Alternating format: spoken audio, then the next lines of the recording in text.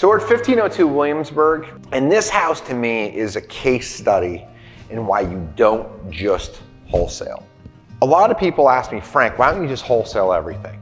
Why don't you get rid of your construction department? Why don't you just take advantage of a hot market and wholesale? And the reason is this.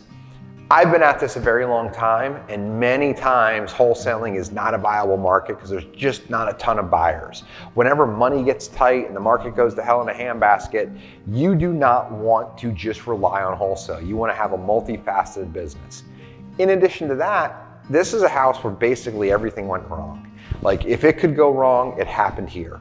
We had issues with water leaks, we had issues with roof, we had issues with the city and old permits that weren't closed out. We had to rip the walls apart and show the city different things. Like, this is one of these things that's a money suck.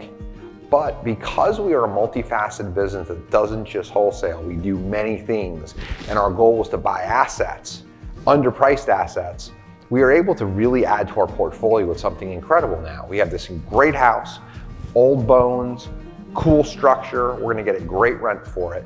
Plus, because of the way that it's positioned, we have a home site on either side. And now we're gonna end up with 3 rentals in an up and coming neighborhood. This house forced us to be creative. And this is what happened. Next door, we didn't have enough room. So we had to go to the neighbor and we had to actually buy back a small sliver of property from him. He had an old deck, it was falling apart. We noticed it. We asked them what they would like from us, and they said, will you fix our deck? We said, will you trade this small sliver of land so we can be big enough to build another house on? They said, sure. So these are the creative things that if you do them properly, you can add value very easily to your portfolio and you can add real assets.